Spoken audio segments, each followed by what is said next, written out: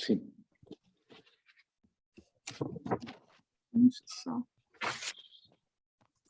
Aqui apareceu a gravação. Sim, Luciane, pode iniciar. Ok. Então tá. Boa noite a todos mais uma vez.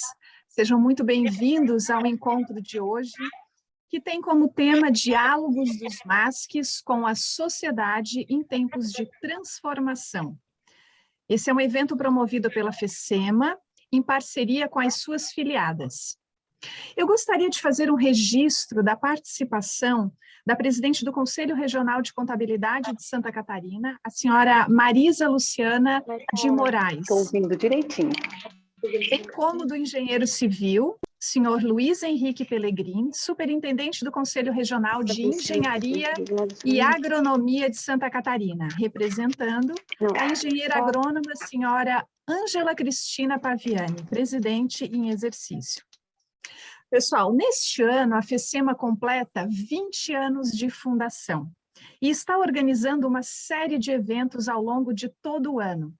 Painéis mensais, edição especial da nossa revista, elaboração e lançamento do nosso segundo livro, da edição do 11º SECMASC, o Seminário de Conciliação, Mediação e Arbitragem de Santa Catarina, com uma vasta programação voltada para debater temas importantes para os nossos tempos de transformação da sociedade, nos mais variados âmbitos, local, nacional e internacional.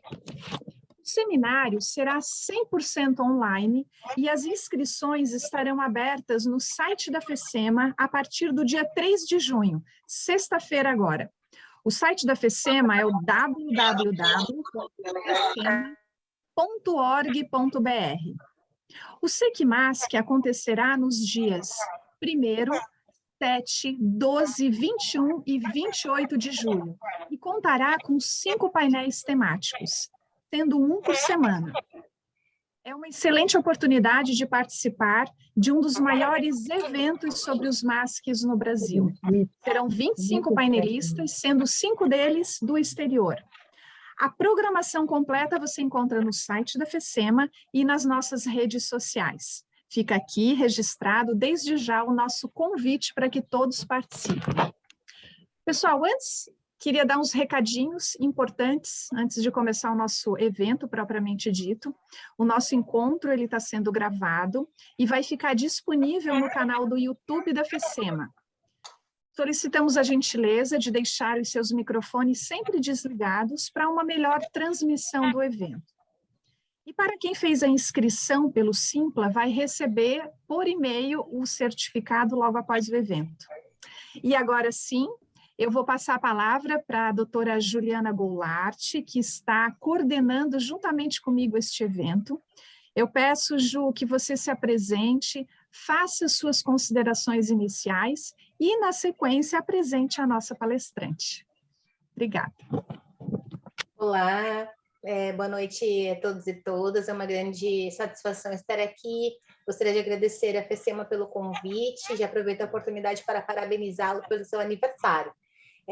A gente está hoje em festa, né, recebendo a Tânia Almeida. Gostaria de fazer a apresentação do seu currículo, que a Tânia é uma pessoa muito conhecida, uma pessoa muito especial dentro da história dos MASCs no Brasil, e ela vai poder explicar um pouquinho melhor para a gente daqui a pouco como é que a gente está, né, nos MASCs por hora e para onde nós vamos chegar, para onde é que nós estamos indo, né, nesse caminho tão bonito que é dos meios consensuais, dos meios adequados de solução de conflitos. Então, a Tânia Almeida ela é mestre em mediação, pós-graduada em Sociologia e Gestão Empresarial, consultora do setor de mediação de conflitos do Banco Mundial, na América Latina, de 2010 a 2020. Ela é também mediadora internacional, né, reconhecida aí por certificações internacionais. Ela é autora da Caixa de Ferramentas, o conhecido livro, né, Caixa de Ferramentas e Mediação, e coorganizadora de mediação de conflitos para iniciantes, praticantes e docentes, também que é um livro bastante recomendado, recomendo que vocês adquiram também. Bom, eu estou muito feliz de poder fazer essa pergunta inicial que vai ser uma pergunta que eu vou lançar para a Tânia, e ela vai, então, nos brindar aí com essa palestra maravilhosa. Queria perguntar para ela, então, o seguinte, Tânia, qual é o histórico, né, que você pode trazer para a gente a respeito dos MASCs e, no Brasil, né, especificamente, e de onde partimos no Brasil e para onde vamos, né, para onde estamos nos direcionando. Então, passo a palavra agora, então, para a Tânia, agradecendo muito obrigada pelo convite. Boa noite, Juliana. Eu cumprimento você e as outras fisionomias que eu tenho na tela, do Ezequiel, da Luciane e do João. E cumprimentando vocês, eu dou uma boa noite para todos.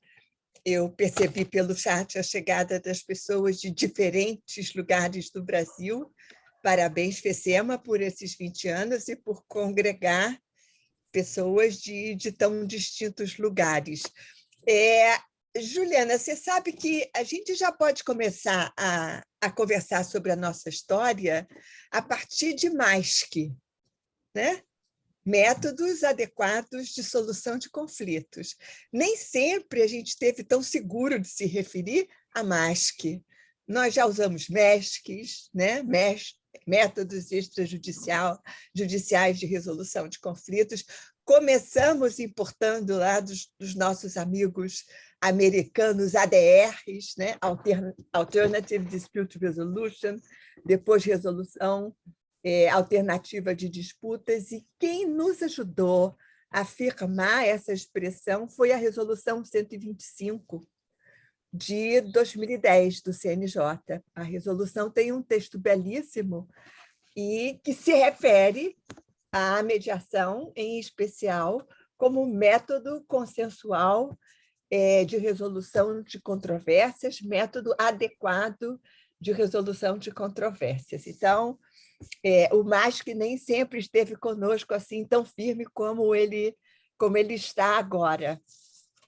Nós temos, no Brasil, convivemos com vários instrumentos de resolução de controvérsias. Acho que o que firmou lugar há mais tempo foi a arbitragem, com a sua lei de 1996, e depois a confirmação de constitucionalidade pelo STF em 2001, que nos deu segurança, tanto para o cenário brasileiro quanto para o cenário internacional. As nossas sentenças no cenário internacional ficam validadas pela nossa participação na Convenção de Nova Iorque.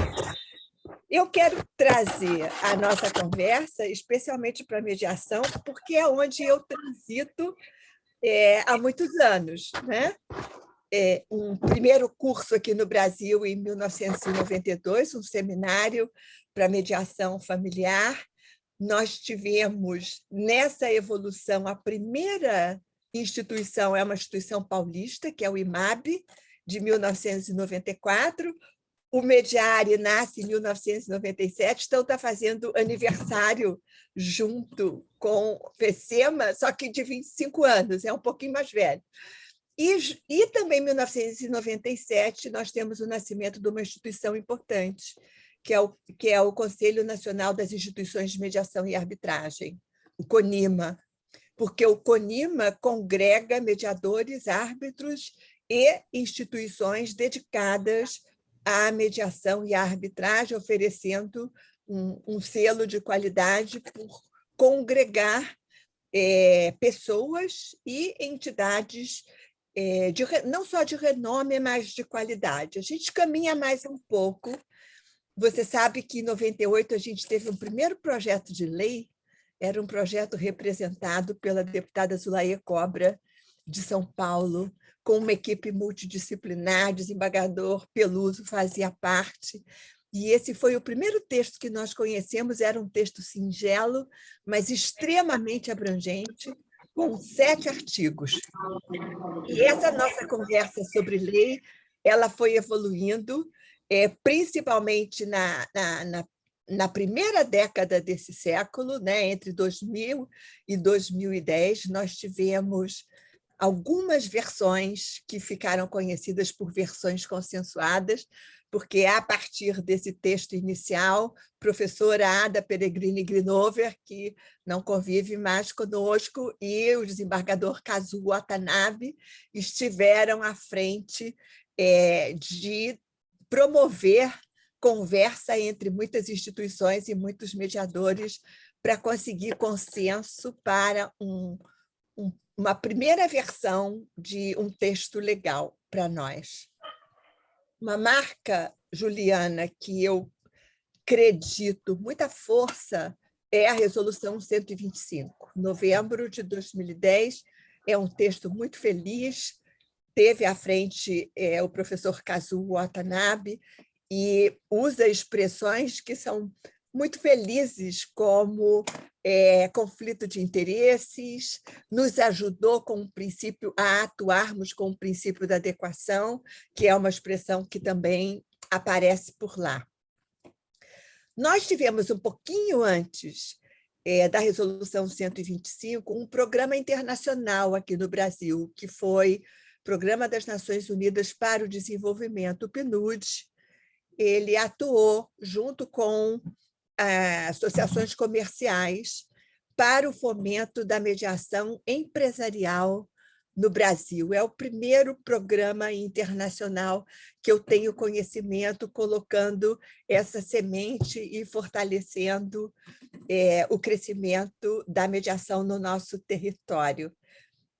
Em 2013, nós temos uma conversa importante entre uma comissão de especialistas da Secretaria de Reforma do Judiciário, que tinha à frente Flávio Caetano, que é um amigo particular, e a comissão do Senado, coordenada pelo ministro Salomão, a comissão de especialistas especialmente dedicada à mediação.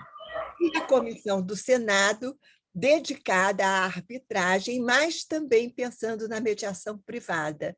Esses textos correm em paralelo nesses dois cenários, tem a OAB nos dois cenários e conversam e se complementam, e daí surge, então, a nossa lei e o capítulo da mediação no CPC, no Código de Processo Civil, em 2015.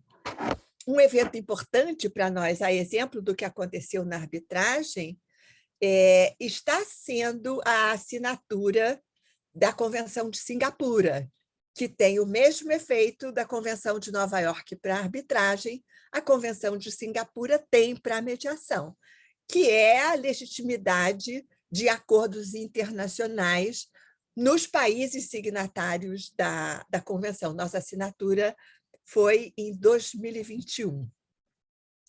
Eu diria para você que a nossa preocupação inicial, já que você me estimulou a falar de onde estávamos e para onde vamos, a nossa preocupação inicial na mediação era em fazer uma distinção com a conciliação. Essa etapa está vencida, né? Temos os dois institutos convivendo com suas distinções e aplicabilidades distintas e semelhantes. Depois ficamos muito preocupados no começo desse século com capacitação, com uma capacitação adequada, que a resolução ajudou a afirmar, né, fazendo menção a curso teórico e curso prático, e eu acredito que um tema do momento atual é a conversa entre os diferentes métodos de resolução de controvérsias, que a gente pode falar um pouquinho também mais adiante sobre o sistema multiportas, mas especialmente a divulgação desses institutos, porque quem conhece a mediação não tem como não se apaixonar. É um processo pautado em diálogo. Diálogo não tem contraindicação. Então, só não está sendo mais utilizada porque a gente ainda não tem conhecimento em grande escala desse instrumento. A gente tem algumas tendências, Juliana, que eu acho importante mencionar. Nós participamos de pactos, né? Existem pactos internacionais convidando principalmente o mundo corporativo a utilizarem os MASCs O Brasil também tem um pledge, um pacto que teve à frente a Fiesp, que é de 2018. Nós temos as cláusulas contratuais que dão estímulo e estão cada vez mais integrando os contratos, porque nas pesquisas internacionais, a gente tem uma pesquisa internacional da 1000 Fortune, que fala de como o mundo corporativo vem se distanciando do litígio. E, ao se distanciar do litígio, se aproximou da arbitragem e, mais recentemente, tem encontrado benefícios singulares na mediação e se encantado pela mediação. A gente tem uma pesquisa nacional também nessa direção, que é da professora Daniela Gabay, da FGV de São Paulo, que mostra o uso crescente na nossa cultura e também essa conversa entre métodos, não precisando mais obedecer o escalonamento que fez parte inicialmente da nossa cultura de negociação, mediação, arbitragem. Então, eu vou ticando os métodos anteriores se eles não funcionam. Hoje nós temos à mesa um sistema que a gente chama de Mixed Mode. Todos os métodos estão sobre a mesa, as cláusulas podem falar também a esse respeito, e nós podemos utilizar um e outro regidos pelo princípio da adequação e não só na sequência, mas concomitantemente. Os dispute boards, que são lá da década de 70, podem contemplar a mediação. Um processo já judicializado pode contemplar a mediação. A resolução trouxe os núcleos, né, de prática de mediação para dentro dos tribunais. No curso de uma arbitragem, a gente pode trabalhar com as mediation windows, as janelas de mediação. Então, essa é a tendência também de que entre aí nos nossos currículos, nas nossas graduações e nas escolas, e se você quiser, a gente também pode falar um pouquinho sobre isso mais adiante. Muito obrigada. Vou passar a palavra para a Lu, para saber se ela tem alguma pergunta também instigadora para a gente continuar nossa conversa. Lu, a palavra está com você. Obrigada, Ju. Então, Tânia, tu mencionou os sistemas multiportas, né? Vamos falar um pouquinho dessa expressão, porque o sistema multiportas, na verdade, ele é usado, né, para resolver essas controvérsias, e é uma multiplicidade, na verdade, de métodos, e que a gente precisa adequar para resolver o conflito, né? Então, eu gostaria que tu falasse um pouquinho sobre o sistema multiportas. Com prazer, Luciane. Você sabe, essa expressão ela foi cunhada em 1976 por um americano chamado Frank Sander, na Pound Conference, que é uma conferência que acontece até hoje, e a ideia dele é que os tribunais, ao receber as situações levadas pelos cidadãos, tivessem um sistema de triagem, né, pautado em critérios objetivos, e dentro dos tribunais o usuário encontraria várias portas, não só a porta do processo. Essa expressão ela virou um jargão, e um jargão feliz, não só para dentro dos tribunais, mas em especial para o âmbito privado, porque ela está extremamente ligada ao princípio da adequação. Você sabe, Luciana, é como se você tivesse 2 ternos no armário. Antigamente, você só tinha 2 ternos. Você tinha negociação direta e você tinha judicialização. Então, se a negociação não funcionava, você precisava judicializar. O que acontecia? Era uma roupa que não vestia bem todos os manequins, né? O que faz o sistema multiportas? Coloca entre a negociação e a judicialização dezenas de instrumentos. E a tendência agora é que a gente possa desenhar instrumentos a partir da necessidade do caso. Então, cada vez mais, nós estamos voltados ao que o caso precisa mais do que a observância de um método para todos os casos. Tem um movimento paralelo a esse que acontece ainda na década de 70, que é o Grupo de Florença, que são judiciários do mundo inteiro reunidos, pensando acho que tem um microfone que precisa fechar. Obrigada. Pensando, Luciane, acesso à justiça resultou num livro que todos nós conhecemos, que tem esse título, né, de Capelletti e Gart, Nas Três Ondas Renovatórias, e ali também tem uma semente para um sistema multiportas, porque se pensou, para além da judicialização, que outras formas se poderia oferecer para o cidadão. Do outro lado do Atlântico, tinha um pessoal em Boston, na Universidade de Harvard, especificamente na Faculdade de Direito, coordenando um projeto que é o Negotiation Project, que existe até hoje. Aquele pessoal fez uma revolução no mundo das negociações. Até então, a gente só conhecia a negociação por barganha e passamos a conhecer uma negociação integrativa. Até então, a gente só tinha negociação distributiva, parte a laranja ao meio. E a negociação integrativa, ela vai colocando ativos tangíveis e intangíveis, e tornando essa torta maior antes de ser dividida. Resultou daquele grupo um outro livro, que é o Como Chegar ao Sim. Então, o encontro dessas propostas, a mediação, trouxe para si os 4 princípios da negociação integrativa, né?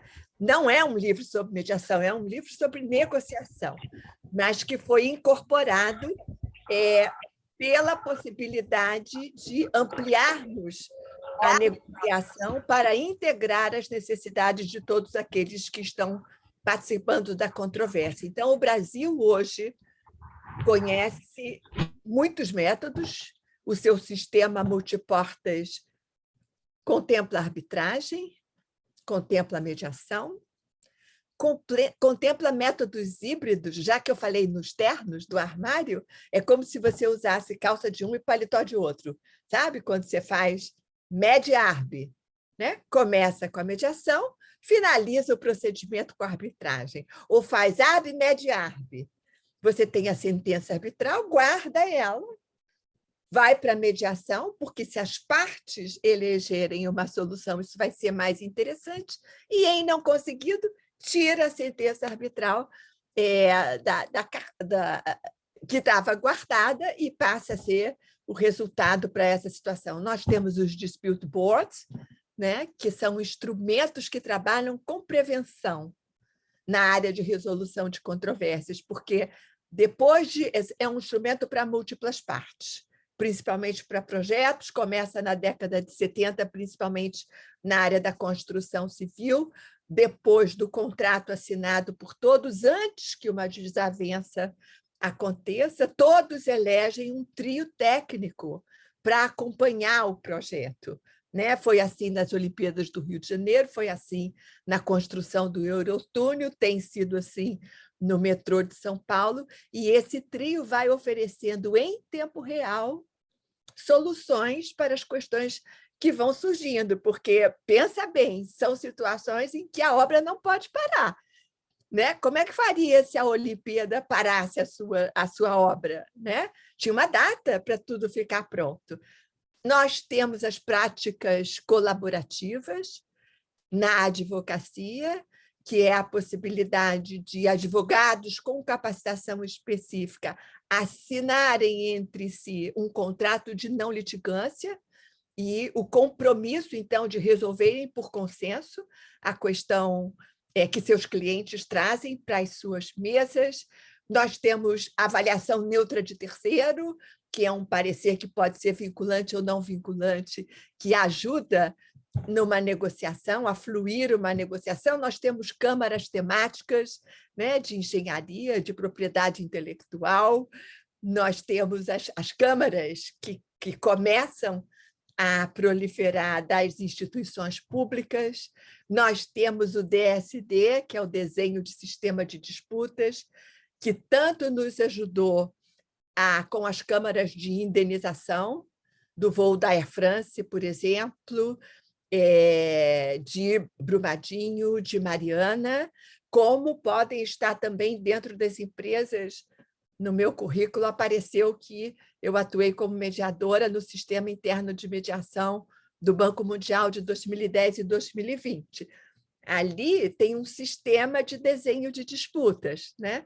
O funcionário do banco é um funcionário global, ele não atende às leis locais. Então, o banco tem dentro dele, desde uma ouvidoria até um tribunal internacional com 7 juízes. Mas esse esqueleto pode estar dentro das instituições públicas, pode estar dentro das entidades privadas que têm as suas ouvidorias, os seus saques, os seus RHs, e às vezes não conversam entre si. Então, um desenho de sistema de disputa bota todas essas instâncias numa instituição pública ou numa entidade privada conversando. Então, como eu tinha dito antes, a tendência é que nós possamos, Luciane, desenhar, né, daqui para frente, recebermos uma situação e, com todo esse conhecimento, desenharmos a melhor forma de resolução para ela. Mas o sistema multiportas traz muita responsabilidade para os advogados, porque advogados são aqueles mais procurados pelas pessoas para resolver uma controvérsia. Então, o advogado que tem conhecimento de um sistema multiportas, ele vai poder se pautar no princípio da adequação. Ele não vai usar somente os 2 termos, ou negocia ou judicializa. Ele vai poder escolher aquele instrumento que melhor veste o caso do seu cliente, né? Então, traz uma responsabilidade adicional de conhecimento, e não é só saber da existência, é conhecer cada método para poder indicar. É belíssimo o sistema multiportas, porque ele traz para a nossa cultura a possibilidade de que cada questão possa ser atendida pelo instrumento mais adequado, né? Ordem jurídica justa é um conceito que Cazu recheia, ele tem um livro sobre isso, com método adequado, tempestivo e efetivo, né? A mediação atende a todos esses quesitos, é escolhida por adequação, é tempestiva porque é no tempo das pessoas, né? Efetiva porque a autoria é delas também, e com isso ganha-se efetividade com a solução construída. Vou ficar por aqui, senão eu sigo falando sobre o sistema multiportas, porque me encanta. E é um caminho sem volta, né, Tânia? A gente percebe que é um caminho sem volta. Não tem mais como a gente admitir que o advogado, diante do conflito que o cliente está apresentando, bata só na porta do judiciário, né? E, infelizmente, a gente precisa ainda, né, ficar em contato com alguns advogados que não acham que isso, né, não tem muita importância, que prefere ficar, né, no tradicional, mas aquele advogado que vira a chave, né, e que percebe isso, ele está à frente, né? Ainda mais agora, né? A gente está se encaminhando para uma sociedade 5.0, então, na verdade, o advogado tem que ser um advogado 5.0 também, né? Mais humanizado, levando em consideração todas as circunstâncias daquele conflito, né? Muitíssimo obrigada pelas tuas colocações. Deixa eu complementar o que você trouxe. Sim, claro. O evento chama-se Sociedade em Tempos de Transformação, né? Uma sociedade em tempos de transformação precisa lidar com pelo menos 3 pilares da contemporaneidade. O primeiro é a velocidade das mudanças. Aí a gente visita Einstein, né, que na sabedoria dele disse, olha, se não resolve as coisas de hoje do jeito que você resolvia ontem, porque não vai dar certo. as coisas de hoje precisam ser resolvidas com ideias de hoje, né? Então, a velocidade das mudanças nos pede a mudança de mindset para acompanhar essas mudanças e socialmente irmos oferecendo para a sociedade aquilo que mais adequa ao momento contemporâneo. O segundo pilar da contemporaneidade, selecionando só 3, é a diversidade, né?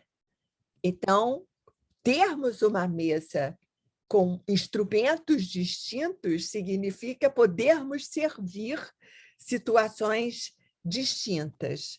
E um terceiro pilar que me encanta muito é o encurtamento da vida média das ideias. As ideias não duram mais o tempo que elas duravam antes, né? A televisão, quando eu era pequena, era a válvula. A gente esperava a válvula aquecer, não tinha controle remoto, a gente levantava para ir alterar o brilho horizontal, vertical. Hoje nós funcionamos com a velocidade dos controles remotos. As ideias têm vida média cada vez mais curta. Então, a gente precisa estar muito atento à inovação.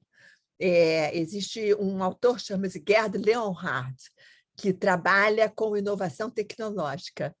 E ele diz que a palavra inovação tem sido muito usada para tecnologia, mas que, na realidade, a gente precisa usar a palavra inovação para as nossas habilidades. A gente vai precisar atualizar o nosso software, tanto quanto o nosso computador diz, essa noite você tem atualização, deixa ele na tomada, que amanhã você tem uma versão mais atualizada, né? Assim precisam ser as nossas mentes também. Exatamente. Eu vi uma entrevista tua e eu achei muito importante uma parte que tu falou nessa entrevista, que nós setorizamos por muito tempo os nossos conhecimentos.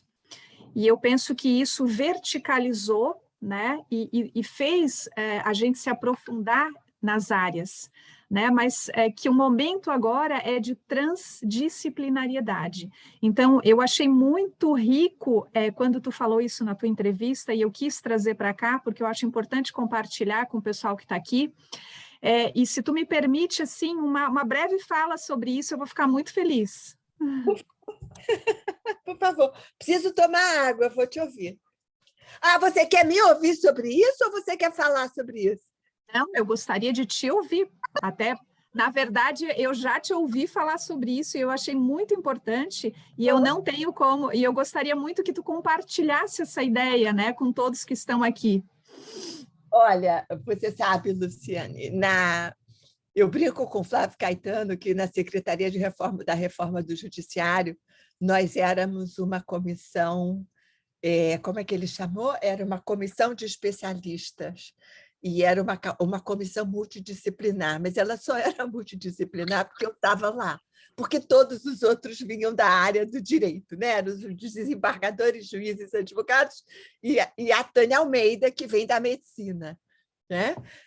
Então, esse é um tema muito caro para mim, a transdisciplinaridade, porque vou fazer uma distinção. A gente chama de multidisciplinar, por exemplo, o currículo da escola dos nossos filhos, matemática, português. A gente chama de interdisciplinar quando esses saberes começam a conversar entre si, como engenharia genética, como o geodireito, como a psicologia jurídica, mas eles ainda preservam as fronteiras.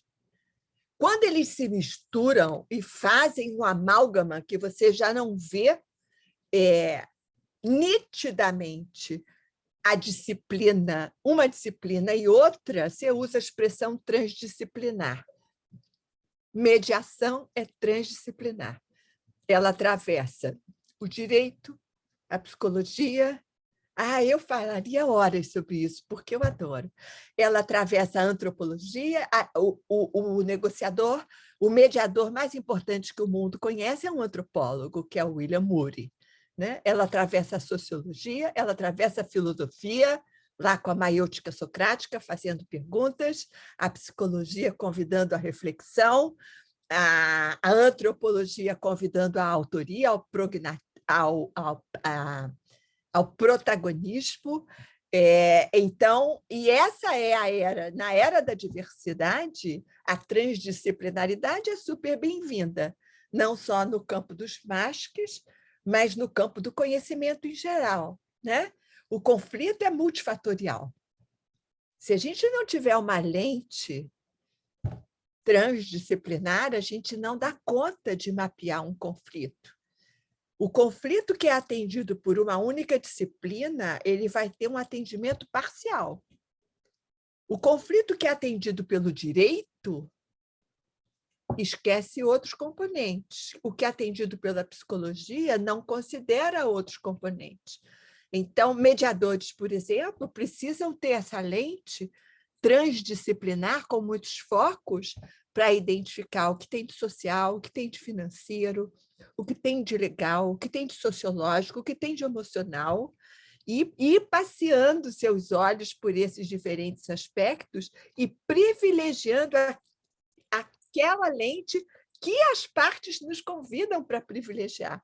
Não é nossa eleição do que vai ser mais relevante no atendimento de mediação. É aquele aspecto que aquelas pessoas estão dando mais relevância. Então, se a gente não tiver essa lente, a gente não consegue transitar por essa multifatorialidade pelos aspectos que algumas partes estão privilegiando, né? Maravilhoso. Ju, vou passar a bola para ti. Certo, eu adorei aí a nossa dinâmica, e eu já aqui mudei várias vezes de pergunta, porque atrás tem um pensamento muito rápido e muito interessante, trouxe aí várias questões para, quem sabe, um curso, vou ter que frequentar um curso da Tânia para poder acompanhar aí o raciocínio dela. Mas eu fiquei muito entusiasmada com a questão que ela fez uma explicação sobre o Fórum Múltiplas Portas, né, do Sander, e mostrando que no Brasil a gente trouxe um sistema um pouco transplantado, a gente não tem exatamente um fórum múltiplas portas no Brasil, e a gente tem chamado o que a gente tem no Brasil de sistema multiportas. Então, assim, é muito importante que a gente sempre explique isso, porque a gente, às vezes, tem o brasileiro, às vezes, traz coisas de outros países, né, ideias técnicas, enfim, e a gente, às vezes, quer utilizar aqui e temos que fazer algumas adaptações, né? E, por exemplo, o professor Vará fala, né, que os americanos eles têm uma autodeterminação muito bem elaborada. E isso é um pouco diferente do brasileiro, né? O brasileiro está acostumado mais a levar ao Poder Judiciário seus conflitos, acreditando que o Estado é quem tem as melhores condições de tomada de uma decisão. Então, o professor Vará fala o seguinte: nos Estados Unidos, a autodeterminação é tão forte, é tão desenvolvida, que os americanos eles têm o costume de querer decidir questões de outros países, né? Tomar decisões por outras pessoas e por outros países. Eu acho que a gente tem que, talvez, desenvolver um pouquinho mais a nossa autodeterminação também, que é a tomada de decisão. E para tomar uma boa decisão, a gente tem que ter escolhas. E quando a gente tem escolhas, a gente é livre. Então, a partir desse insight que eu tive, Tânia, eu queria te perguntar, porque a gente no Brasil tem tratado a mediação e os métodos como técnicas de solução de conflitos, mas a gente é pretensioso, a gente quer mudar uma cultura, estimulando e trabalhando apenas nessa questão técnica. Trabalhando a mediação como cultura, né, como, por exemplo, pensa o professor Vará, o professor Vezula, quais as condições materiais que nós temos que criar, constituir, para que a gente efetivamente incentive a sociedade a buscar câmaras privadas, centros comunitários, e não só o Poder Judiciário como um centro de solução de conflitos. Então, essa é a pergunta que eu gostaria de fazer para você. Obrigada. O Vará não gostava da história de técnica, né? Ele dizia que a gente corria o risco de saber muitas técnicas e sermos analfabetos emocionais, por não enxergarmos as pessoas que estávamos recebendo e tomarmos a mediação como aplicação de técnicas, né? Esse é um tema muito caro para mim também, porque você sabe que Ai, amor.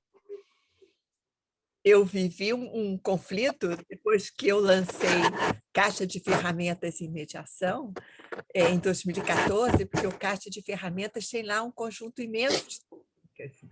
E eu luto para que as pessoas não tomem esse conhecimento como exercício de ferramentas.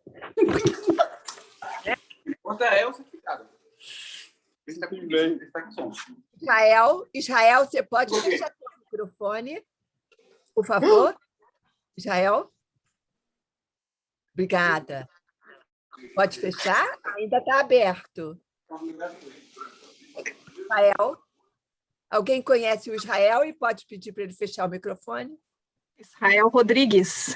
Vamos dar nome e sobrenome, quem sabe ele identifica. Me traz para junto da sua pergunta de novo. Então, você estava comentando, Tânia, do seu livro, que você ficou um pouco preocupada que as pessoas entendessem o seu livro como técnica.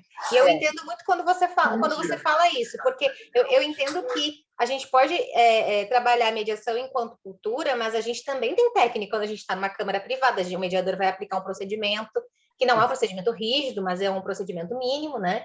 E eu entendo o seu ponto de vista, eu queria te ouvir mais a esse respeito, né, dessa história que está muito interessante. Mas você tinha me provocado com uma pergunta, acho que eu me distanciei da sua pergunta. Não, a pergunta é que a gente tem trabalhado enquanto técnica, e eu queria saber quais são as condições materiais que nós precisamos desenvolver enquanto sociedade. Nós todos estamos aqui, 46 pessoas. O que nós podemos fazer na nossa vida? Como é que a gente pode contribuir para que a gente veja todos esses métodos, e em especial a mediação, que eu acho que ela oferece bastante condições materiais para que a gente tenha uma transformação social, né, para que ela serve como paradigma, porque ela privilegia o diálogo, a escuta, o outro, né, a alteridade, como o professor Vara fala. Quais as condições materiais que a gente precisa criar para trabalharmos a mediação enquanto cultura? Você sabe, e tanta coisa está passando pela minha cabeça, eu não sei por onde que eu começo, mas cultura, ela se estabelece a partir de práticas exitosas. Exemplo, eu não sei se em todos os estados do Brasil é assim, mas no Rio é cinto de segurança. Ele começa como lei, o uso começa como exercício legal e trouxe tantos benefícios, evitou tantas mortes, mostrou tanta eficácia que virou hábito, né? A gente entra no carro e coloca. Então, os hábitos, eles geram cultura. O que está na base da cultura da mediação é o diálogo, porque a mediação é uma metodologia de trabalho e o meio utilizado por essa metodologia é o diálogo. O diálogo tem alguns pressupostos. Você sabe, eu gosto muito de um livro que se chama Diálogo, a Arte de Pensar Junto. É um livro em inglês, né? E assim como a gente tem em Harvard o pessoal estudando negociação integrativa, a gente tem no MIT, que é o Massachusetts Institute of Technology, um pessoal estudando diálogo. Então, eles dizem o seguinte, deixa eu dizer uma coisa para você, pelo menos atende a esses 3 elementos. É claro que tem que ter escuta e é claro que tem que ter expressão. Mas a escuta não é qualquer uma. Não é o ato de ouvir. É escutar com afeto, ou seja, se transportando para a necessidade do outro e empatizando com a necessidade do outro e incluindo o que o outro está trazendo como uma possibilidade, né? Então, a escuta precisa ter todas essas qualidades. A expressão não é qualquer uma, não fala comigo gritando. Eu não vou te ouvir. Eu não vou te ouvir, né? Uma das coisas que a gente ajuda as pessoas a se manifestarem nas situações de dissenso é cuidar da forma. E se eu não cuido da forma, a mensagem não chega para o outro. Então, não é qualquer expressão, ela precisa ser clara e cuidadosa.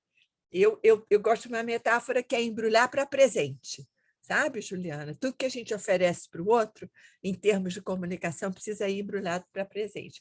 E esse grupo coloca um terceiro elemento que é lindíssimo, que é apreço pela diferença. Você não vai escutar coisas iguais às que você pensa. Se você não apreciar a diferença, você vai fechar seu ouvido para aquilo que o outro está trazendo porque não vai ser consonante com o que você pensa, né? Então, muitas coisas eu embutiria aí. A gente tem que se distanciar do pensamento cartesiano de certo e errado, senão a gente escuta com esse filtro de estou concordando ou estou discordando. E aí a gente interrompe e a gente contra-argumenta, porque eu não estou concordando, né? Eu preciso corrigir o outro. E isso está baseado no julgamento, né? A escuta e a participação nessa natureza de diálogo, ela não está baseada no julgamento, ela está baseada na percepção, no acolhimento. Então, assim, o que precisa, eu acho que é prática do diálogo, a nossa cultura, porque, na realidade, Juliana, o mundo contemporâneo está resgatando o diálogo. Você tem o diálogo, Davos acabou de acontecer, né? Tem o diálogo nos fóruns internacionais comerciais de meio ambiente, nas joint ventures, nos mercados comuns. A União Europeia é um exemplo belíssimo de negociação, de negociação com preservação de diferenças, né? Então, as questões comerciais são resolvidas lá pelo livro verde da mediação. As técnicas são eleitas pela nossa sensibilidade. Então, se não trabalhar a sensibilidade, não vai escolher a ferramenta interessante para aquelas pessoas, né? Tem muito de humanidade nessa prática. Então, eu sugiro educação continuada, estudo daquilo que não tem nada a ver com mediação e que te traz prazer e aguça a sua sensibilidade, e essa natureza de participação com o outro que privilegia o diálogo. Eu gosto de dizer nos cursos de capacitação que eu participo, não considerem que vocês estão aqui para aprender o desempenho de uma função. Considerem que vocês estão aqui para aprimorar habilidades para a vida.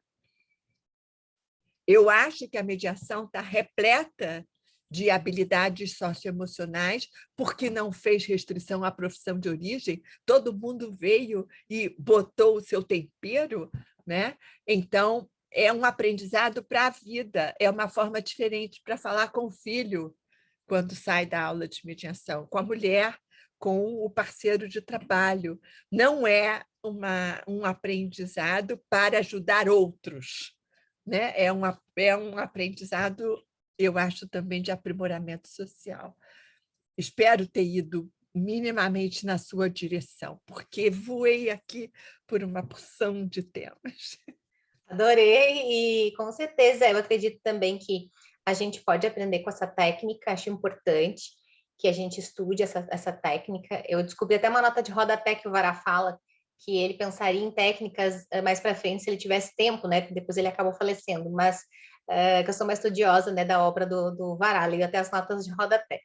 E de fato, a mediação, a cultura da mediação é mais do que um modo de ser profissional, né, que é do mediador. A gente pode construir essa atitude mediadora a partir dessas habilidades, dessas competências que a gente tem a possibilidade de desenvolver, tanto na condição de mediador, como na condição de advogado, na condição de parte também. Nós também podemos nos desenvolver nesse sentido. Eu agradeço, fiquei muito honrada, né, com a minha participação aqui. Eu vou passar agora a palavra, então, para a Lu, para ela fazer a última pergunta e as considerações finais. Muito obrigada. Nada. Obrigada, Ju. Então, Tânia, tu falou ali das habilidades, né? Eu só queria, assim, esticar um pouquinho mais, porque a gente tem muitos advogados aqui na sala e muitos advogados que atuam também como mediadores, né? E eu penso que tanto quanto tu queres ser um advogado que atua dentro de uma mediação, ou um advogado que atua como mediador ou como conciliador, ele precisa saber diferenciar esses papéis, ele precisa ter habilidades. E muitas vezes o que a gente percebe é que eu sei que tu não gosta muito de usar termos estrangeiros, né? Mas como esse é um tema assim mais utilizado, eu vou me permitir aqui, me desculpa.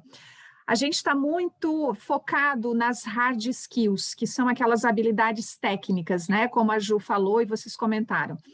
O que a gente pode fazer para a gente conseguir mais as soft skills, que são aquelas habilidades mais voltadas para essas áreas, né? Para atuar melhor, né? Aquelas habilidades pessoais. Eu sei que tu já mencionou algumas, mas se tu conseguisse esticar um pouquinho mais isso, porque eu acho isso assim fundamental para quem quer atuar dentro da mediação. Eu posso esticar, esticaria bem comprido, mas a gente não tem tempo, então vou esticar curtinho. Já que você falou dos advogados, a prática da advocacia... Existe um livro de uma advogada chamada Julie McFarlane, que é The New Lawyer, o novo advogado, e vários outros autores. Richard Susskind fala da morte da advocacia, e por aí a gente vai. Mas o que esses autores estão dizendo essa é uma prática que muda completamente o seu cenário de atuação a partir de considerarem as pessoas como autoras das suas vidas, né?